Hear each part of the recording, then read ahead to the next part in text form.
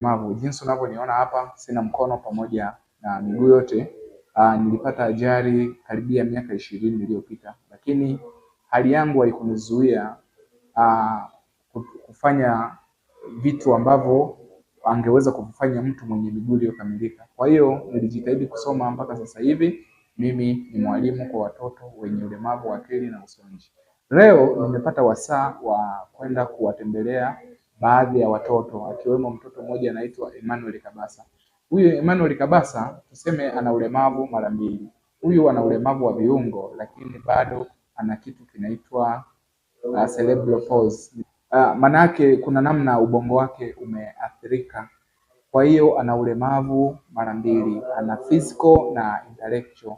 Ndio maana unamuona Emmanuel Kabasa anatambaa, lakini bado anaweza kutumia pia wheelchair.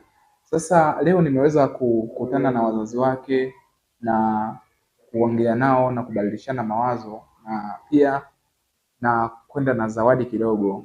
Kama zawadi ambavyo unaona, nilienda na kamfuko kidogo na sabuni kidogo Mungu alichonijalia nikaweza kuwapelekea, kuliko kwenda mikono mitupu, kwa sababu kutoa ni moyo, sio utajiri. Uwezo wangu mimi ni mdogo, lakini pia na mimi narudisha fadhila kwa jamii, kwa sababu jamii walinishika mkono.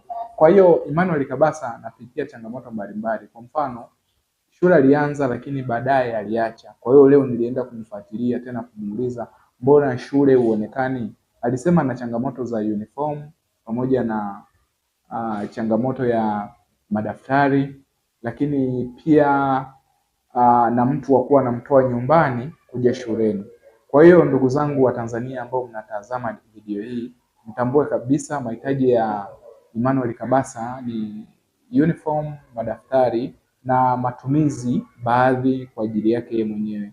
Kwa hiyo mimi nilikuja kumtembelea ili naye aone namna gani na sisi watu wenye ulemavu ambao tumefanikiwa kidogo. Siwezi nikakufuru kwamba sijafanikiwa, kwa sababu nina uhakika wa kula nimeleta kidogo changu ili na yeye aweze kufurahia maisha na kurudisha tabasamu kwenye jamii. Lakini pia wazazi wake wamenipokea vizuri na wakanipa baraka nyingi, na hizo baraka nimezipokea, na mimi nimesema Mwenyezi Mungu aendelee kunijalia ili nipate kingi zaidi na niendelee kuwakumbuka zaidi. Kwa hiyo mimi nawashukuru wazazi wake Kabasa kwa kunipokea na kwa kutumia muda wao kunipokea mimi. Kwa hiyo mimi nashukuru sana.